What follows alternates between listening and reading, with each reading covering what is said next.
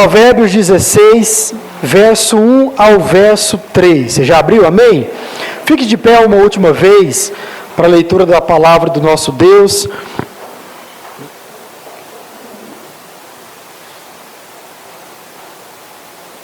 A palavra de Deus diz assim: o coração do ser humano pode fazer planos, mas a resposta certa vem dos lábios do Senhor.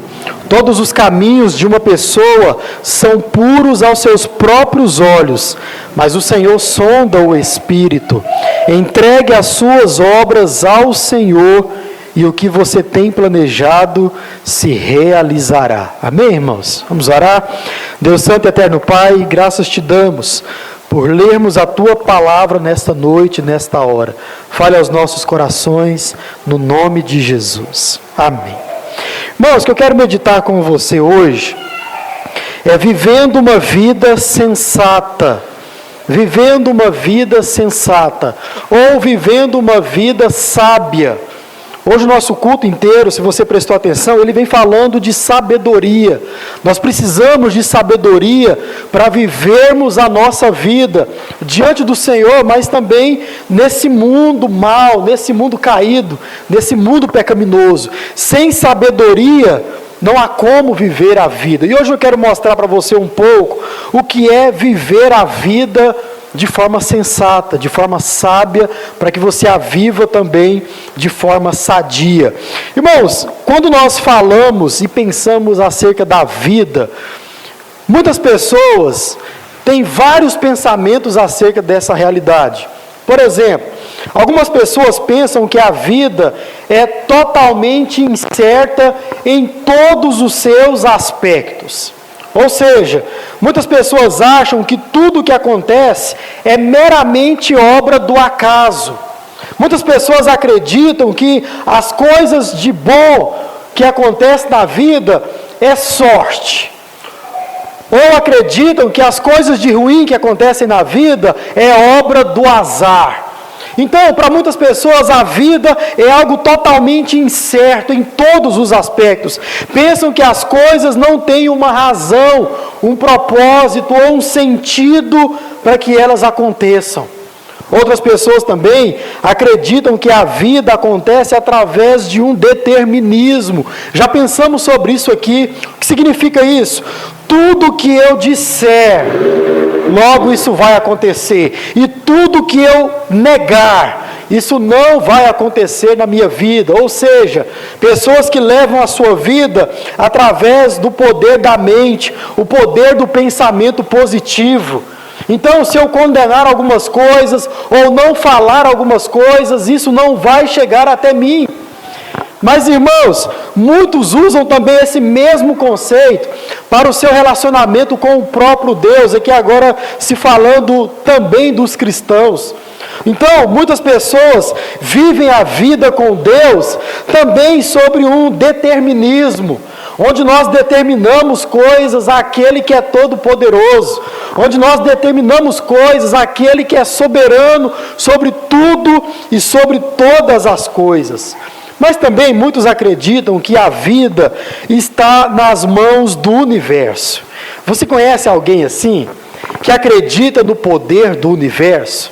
Na agência do universo? Na regência do universo? Existe uma crença que diz que há uma força maior que domina e rege todas as coisas.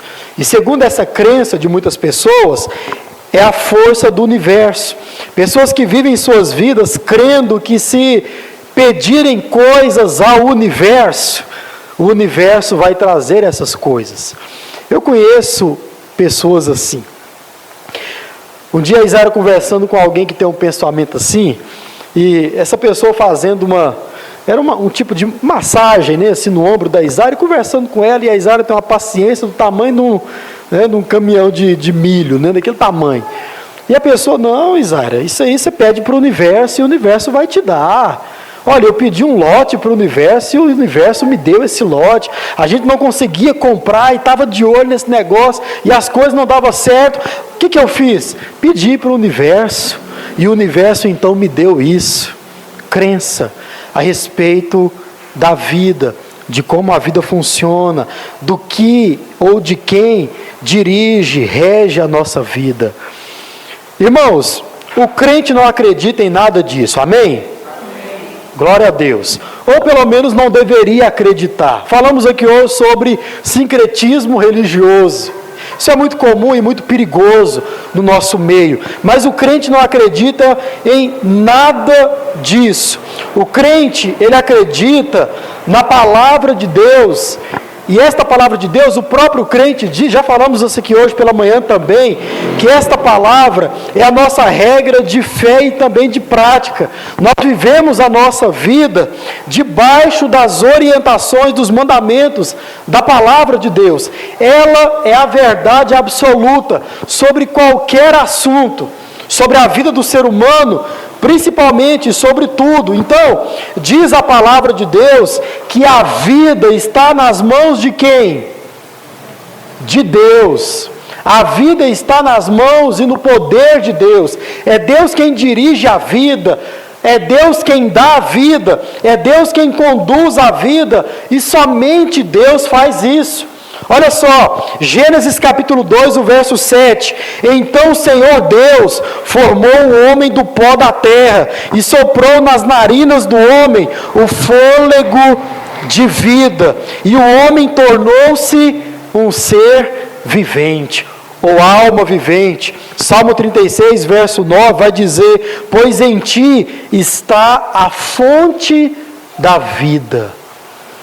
Seja essa vida terrena, principalmente a vida eterna, falou vida, irmãos. Isso é obra de Deus. É Deus quem conduz, é Deus quem rege, é Deus quem direciona. E não só a vida, vai dizer a palavra de Deus que o Senhor é Deus também sobre a morte. Quem dá a vida é o próprio Deus, e quem tira a vida também é o próprio Deus. É nisso que o crente acredita. Irmãos, quando eu olho para esses pensamentos, esses vários pensamentos a respeito da vida, é muito difícil de engolir esse tipo de pensamento.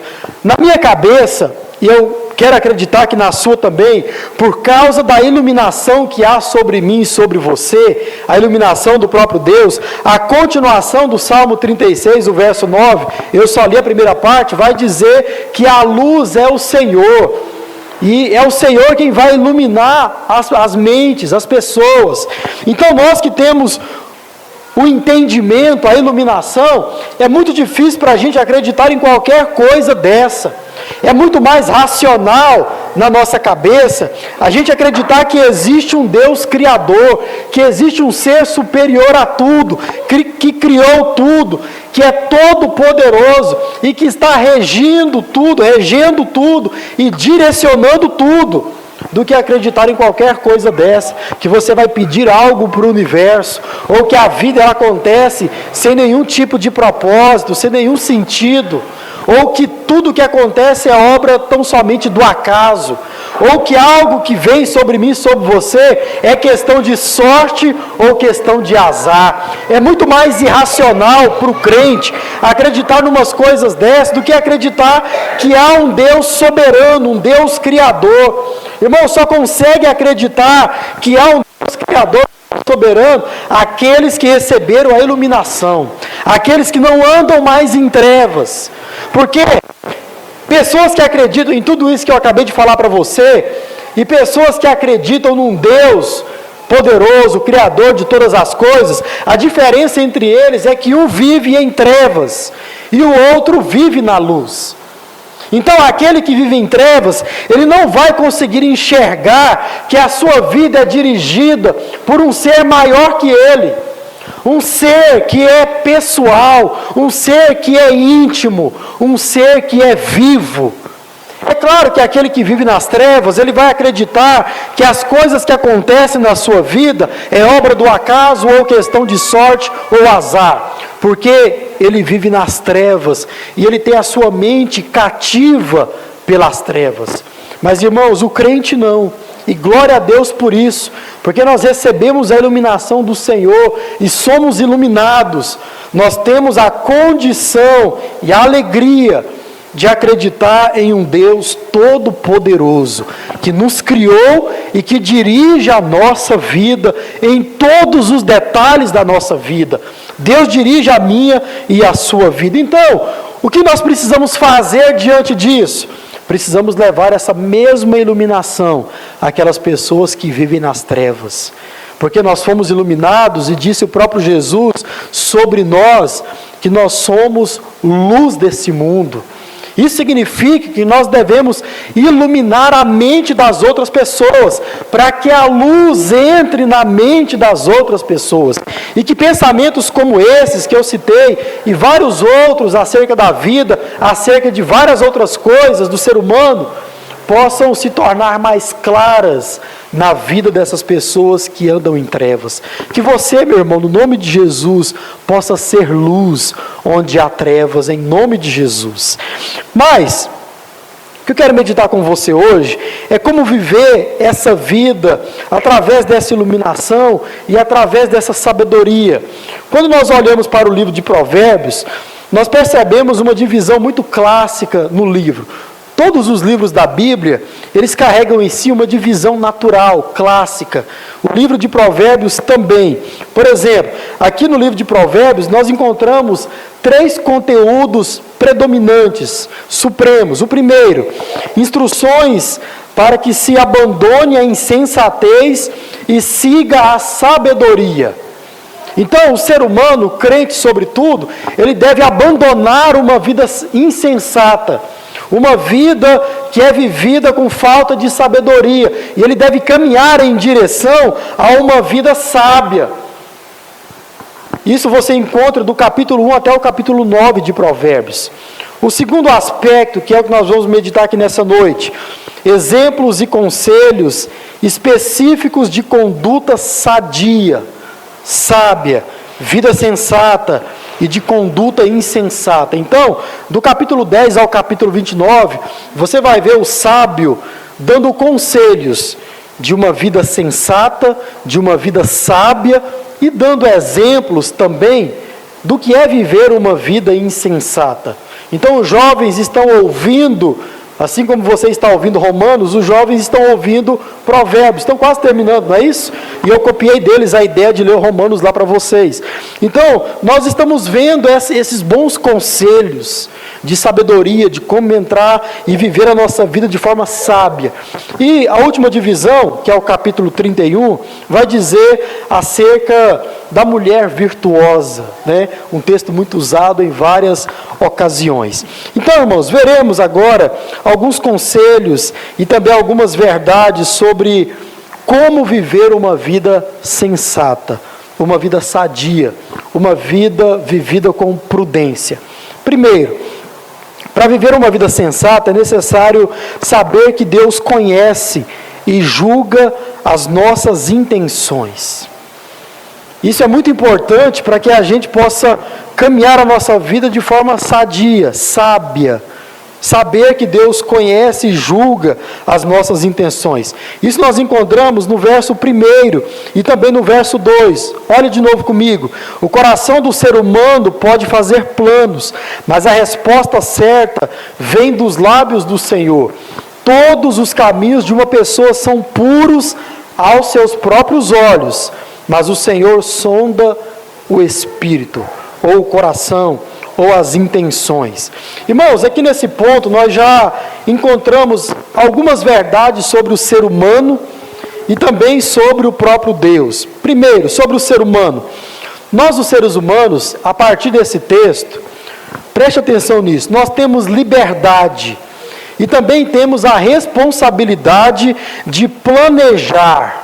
Nós temos a liberdade e a responsabilidade de planejar o nosso futuro, planejar a nossa vida. Então, Deus nos dá essa liberdade e também essa responsabilidade de vislumbrar a nossa vida, vislumbrar o nosso futuro, fazer os nossos planos, as nossas preparações.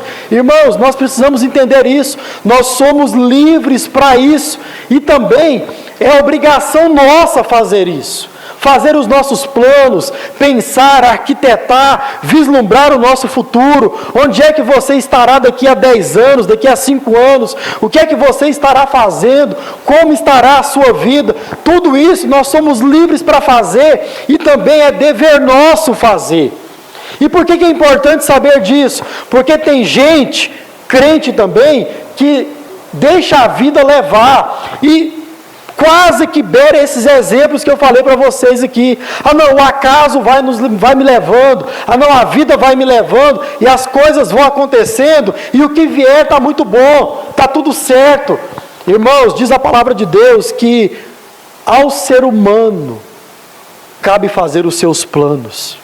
Nós precisamos planejar a nossa vida, olhar para a nossa vida, vislumbrar a nossa vida, vislumbrar o nosso futuro, cuidar da nossa vida, do nosso futuro, fazer as nossas preparações.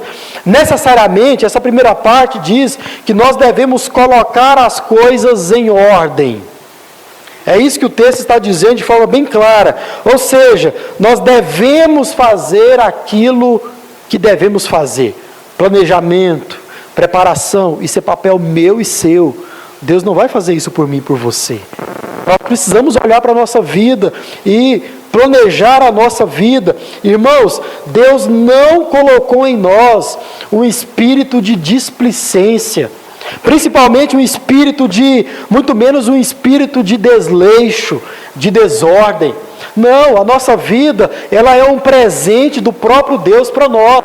E precisamos cuidar dela também, vislumbrá-la. Então, o Espírito que há dentro de mim, de você, os cristãos, que nós temos a iluminação, é que Deus colocou em nós um espírito de ordem, de organização, de planejamento. Cabe a nós fazer isso. Somos livres, irmãos, para planejar a nossa vida. A nossa vida não está nas mãos do acaso. Nós precisamos cuidar dela e cuidar com cuidado, com zelo. Agora, outra coisa que esse texto ensina a respeito do ser humano e que nós devemos tomar cuidado ao planejar a nossa vida, ao organizar a nossa vida, é que a nossa visão da vida, do mundo e principalmente do futuro, ela é limitada. Nós também precisamos entender isso acerca de nós mesmos. A nossa visão de mundo, de futuro, de vida, ela é limitada, irmãos, porque nós somos capazes apenas de enxergar a nossa vida com olhos humanos. É assim que o ser humano, ele enxerga a sua vida, com olhos terrenos. E aqui mora um problema. Porque a existência de enganadores sempre será uma realidade na humanidade. Preste atenção nisso. A existência de enganadores sempre será uma realidade na humanidade. Alguém, não sei quem, disse que enquanto houver gente a ser enganada, sempre haverá um enganador. Sempre haverá outra pessoa para enganar. Isso é uma realidade. Agora, infelizmente, irmãos, muitas vezes, nós somos os enganadores de nós mesmos. E esse texto mostra isso para você de forma muito clara. Por isso que, diante da responsabilidade, do dever de planejar a nossa vida, de pensar a nossa vida, de olhar para o nosso futuro, nós também precisamos entender que a nossa visão dessa vida, do nosso futuro, ela é limitada. E eu e você, nós podemos ser os enganadores de nós mesmos. Irmãos, existe na natureza humana uma propensão ou uma habilidade natural do ser humano, isso por causa do pecado, de levar você a fazer um julgamento errado a respeito de você mesmo. Isso é comum do ser humano. Nós temos uma tendência a olhar para nós de forma distorcida, olhar para os caminhos que nós estamos trilhando e olhar para esses caminhos de forma totalmente distorcida. E é aí que entra o perigo de nós nos enganarmos. Ou seja, é comum do ser humano, isso acontece por causa do pecado, achar que está certo, mesmo quando ele está absolutamente errado. Eu tenho certeza que você já passou por isso. E num dado momento você não... Espera, como que eu pude pensar uma coisa dessa? Como que eu não enxergava que eu estava errado a respeito disso, a respeito desse planejamento, a respeito da minha vida, a respeito daquilo que eu preciso fazer? Porque, irmãos, muitas vezes nós somos os nossos próprios enganadores.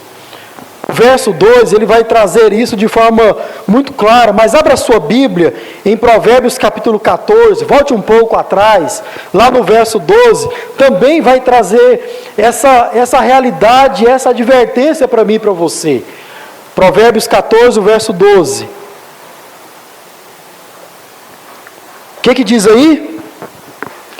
Há caminho que ao ser humano parece o quê? Mas o fim dele é caminho de morte.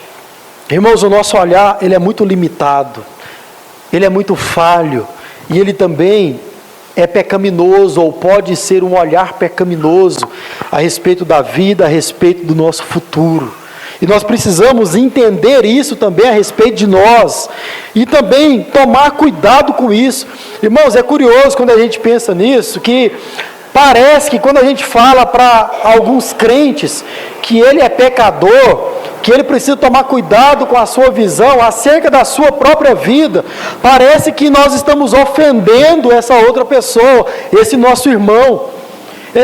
Ontem eu estava conversando com alguém sobre exatamente essa questão, e parecia que a pessoa estava, sabe, se ofendendo, como se aquilo não fosse verdade a respeito dela. Engano, irmãos.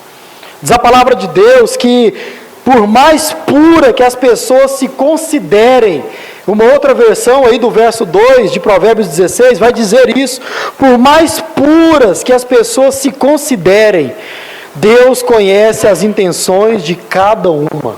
É isso também que a palavra de Deus ela diz ao nosso respeito. E muitas vezes, por causa disso, essa visão distorcida, equivocada, nós podemos olhar para a nossa vida e está passando exatamente pelo que Provérbios 14, 12 diz.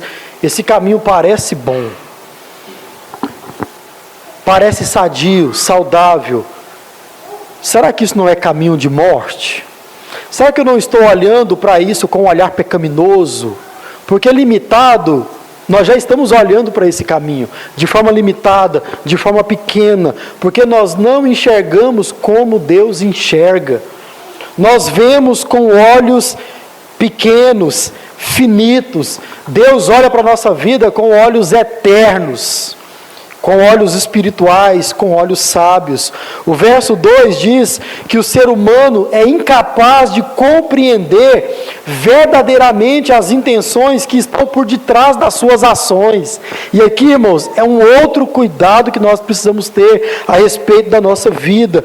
Porque para o ser humano, qualquer caminho que ele siga, como já vimos aqui, parece bom, parece direito. Olha só de novo para o verso 2 do capítulo 16.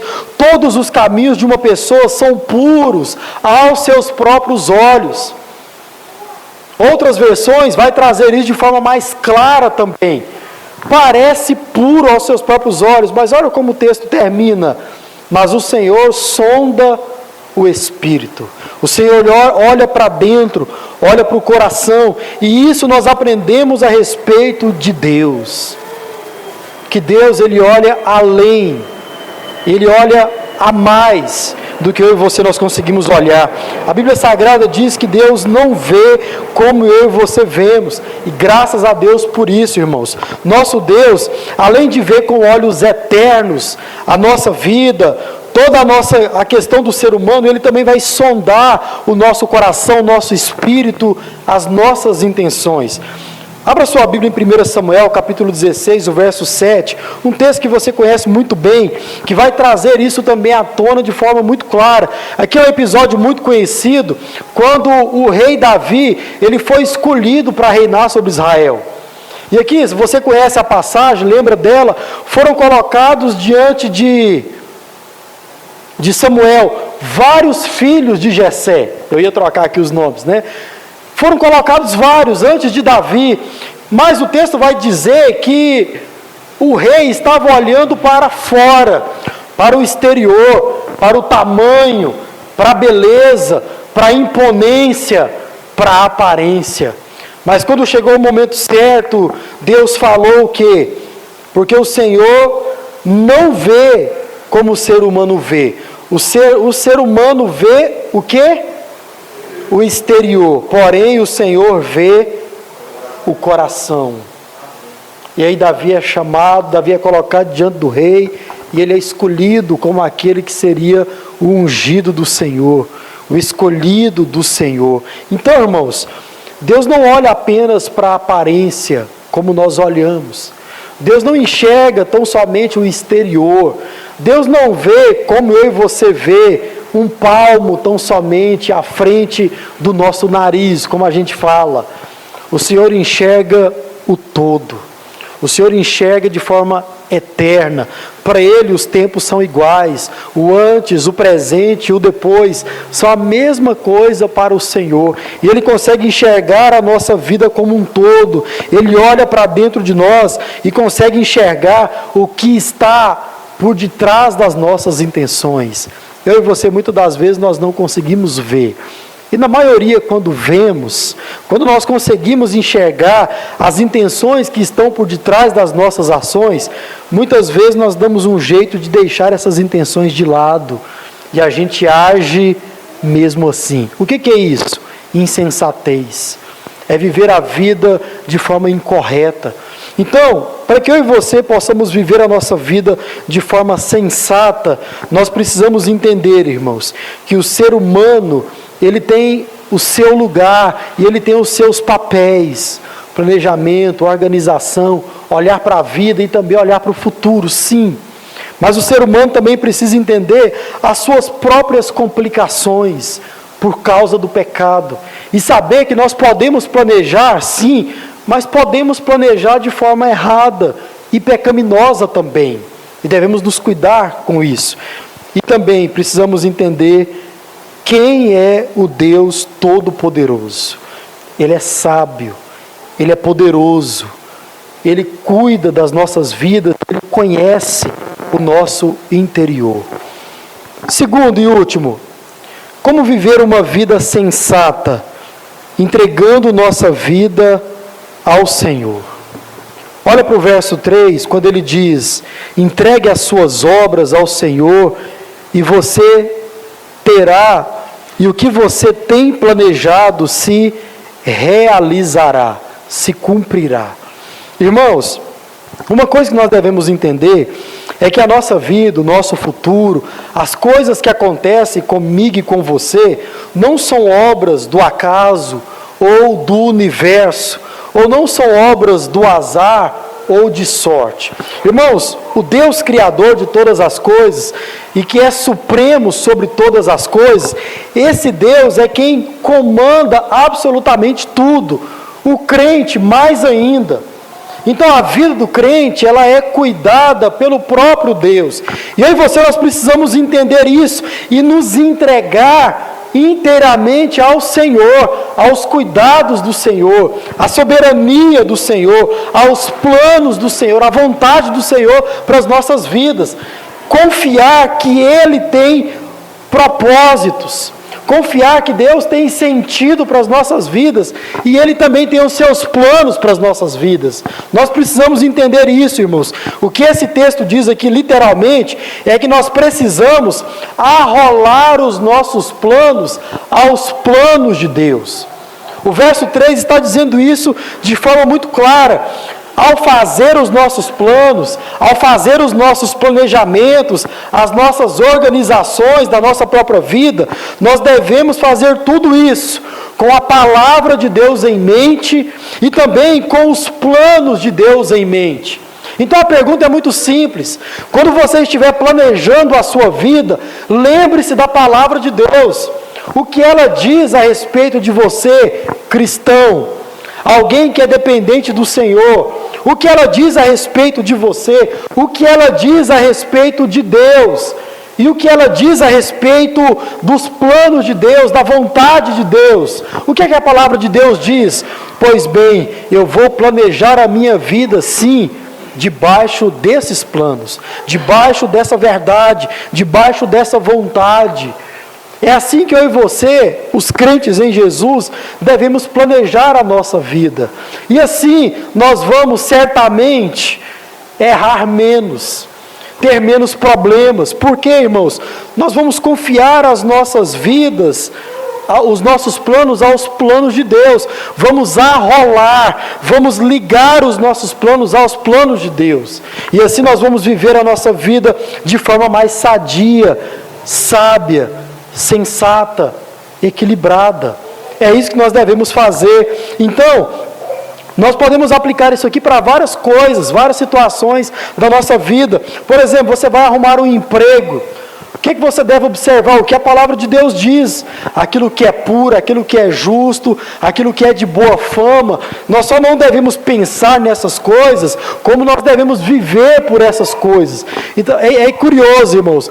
Quando eu estava em Itaberaí, um dia um jovem ele queria me pedir autorização, mas eu fui mais na onda do conselho, né, que é o meu papel, é aconselhar, não é autorizar alguém a fazer alguma coisa. E ele queria um conselho, autorização para trabalhar num lugar que era totalmente impróprio para um cristão trabalhar. Então, isso é viver a vida de forma insensata. Ah não, pastor, mas eu preciso trabalhar. Se você entrar nessa, você vai ver que em outras culturas, tem várias outras coisas que é colocado como profissão. Por exemplo, a própria prostituição do corpo. Em algumas culturas, em alguns países, isso é tido como profissão. E aí, como é que fica? Então, irmãos, nós precisamos olhar para a palavra de Deus, até mesmo quando a gente for fazer algo, vou colocar assim, simples, como procurar um emprego, como, por exemplo, se inscrever numa faculdade, para estudar. Sim, é algo que você vai fazer para a sua profissão, também para o seu ganha-pão. Mas um dia eu ouvi um testemunho de um jovem que eu achei incrível, de uma igreja batista aqui de Goiânia. E ele disse que ele estava procurando um curso para se formar, uma faculdade, algo para estudar, para ter uma profissão. E ele não tinha absolutamente nenhuma ideia do que ele iria fazer. Então o ensino médio estava terminando e ele não sabia o que ia cursar. Até que ele conheceu um outro jovem, líder na igreja, que era professor, ou é professor. E esse jovem então contou o seu testemunho: olha, eu era igual a você. Eu não sabia o que iria fazer da minha vida, até que eu ouvi algo, e ele ouviu o seguinte, que na faculdade, o que mais se ouve é que quando a gente entra lá dentro, a gente se desvirtua dos caminhos do Senhor. Você, pai, ouve isso. O filho, quando entra na faculdade, ele se desvia, porque lá só tem pessoas que pregam coisas contrárias à vida cristã, à palavra de Deus e tudo mais. E isso é uma verdade, sim. E esse jovem, sabe o que ele pensou? Ele pensou o seguinte: eu vou entrar na faculdade para que pelo menos eu possa falar o contrário, ou ter outra coisa para falar sobre isso. Não, lá na faculdade não tem só jovens que vão tirar o seu filho da igreja. Não, eu estou lá. E eu sou um jovem que vai conduzir o seu filho aos caminhos do Senhor. E ele pensou além. O que eu vou fazer então? Olha, se o meu pensamento é mostrar e influenciar a vida das pessoas para que elas possam conhecer a Jesus, eu posso fazer isso de forma mais enfática e de forma mais grandiosa. Vou me tornar um professor. E eu vou ter contato com alunos, com pessoas, com jovens, com crianças, com adolescentes. E eu vou influenciar essas pessoas e levá-las ao caminho do Senhor. Então, o que esse jovem fez? Ao escolher uma profissão para seguir, ele olhou para isso e disse: não é só ganhar dinheiro, não é só ter um bom currículo, não é só ter um bom título, não, a vida é mais que isso. Eu fui chamado para pregar o Evangelho, então eu posso fazer isso através da minha profissão. E ele escolheu ser professor para ter mais contato com gente, com jovens, para pregar o Evangelho para esses jovens. E aí entra o outro jovem, que ele estava influenciando. Então tá bom, já sei o que eu vou fazer a mesma coisa que você fez. Vou para a faculdade, vou me tornar um professor para fazer a mesma coisa que você fez. Então, irmãos, olha só como a gente pode vislumbrar a nossa vida com a palavra de Deus na mente e com os planos de Deus na nossa mente, no nosso coração. Agora, infelizmente, o que acontece é que muitas vezes a gente não pensa em nada disso. A gente não entrega a nossa vida aos cuidados do Senhor. E a gente deixa de fazer algo que esses jovens fizeram, que é conduzir a nossa vida debaixo dos planos de Deus. E qual é os planos de Deus para a vida do crente? Jesus nos ensinou a orar: venha o teu reino, seja feita a tua vontade. Irmãos, a vontade de Deus é que eu e você, nós sejamos propagadores do reino de Deus, não só com palavras, mas com a nossa vida, e com a nossa vida prática, com a nossa vida cotidiana, diária, com a nossa profissão, com tudo aquilo que o Senhor nos deu. Então vai planejar a sua vida, vai olhar para o seu futuro, faça isso, mas faça isso tendo a palavra de Deus em mente. O que eu posso fazer da minha vida que vai contribuir para que o reino de Deus venha? Para que o reino de Deus possa ser estabelecido cada vez mais aqui nesse mundo. É assim que o crente planeja a vida. É assim que o crente vislumbra o seu futuro. É assim que nós, os pais, planejamos as vidas dos nossos filhos. Ou imaginamos a vida dos nossos filhos.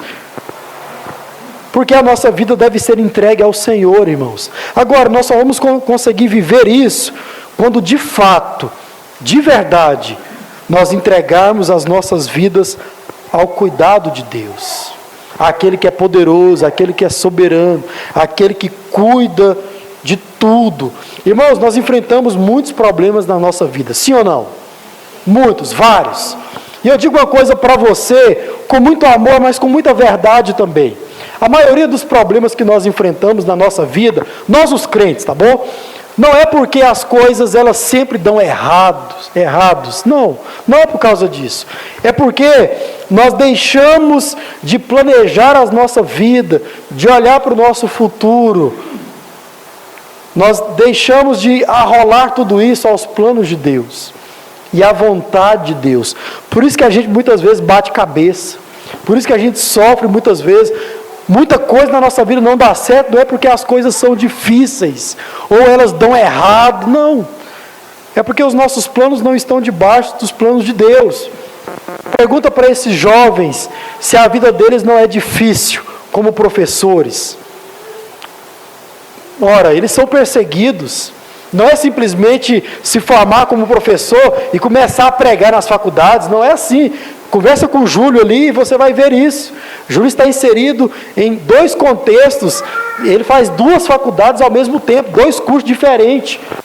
Converse com ele sobre ser um cristão dentro de uma faculdade. Não é fácil, mas são pessoas que decidem olhar para a sua vida e planejarem a sua vida diante ou debaixo dos planos de Deus. Vão ter problemas também. Mas a diferença, irmãos, é que nós vamos ter a consciência de que nós estamos debaixo da vontade de Deus. E isso nós podemos aplicar sobre todas as questões da nossa vida, absolutamente todas as questões da nossa vida. Então, o pecado, ele faz com que eu e você nós queiramos tomar conta da nossa vida. E eu e você nós precisamos entender que a nossa vida deve estar entregue totalmente nas mãos do Senhor. Totalmente nas mãos do Senhor. Isso é viver uma vida sensata, uma vida sadia. Se eu e você estivermos com a vida debaixo dos planos de Deus, irmãos, vai ser difícil a gente se frustrar com a vida. E o nosso maior exemplo de submissão aos planos de Deus, de submissão à vontade de Deus, é o próprio Jesus Cristo. Jesus Cristo, nosso Senhor e o nosso Salvador, irmãos, Ele é o nosso maior exemplo de entrega ao Senhor. Veja bem, a palavra de Deus diz que Jesus Cristo é Deus, amém? Então, Ele sempre foi Deus. Sempre foi Deus. Vai dizer João que ele estava com Deus e ele era o próprio Deus.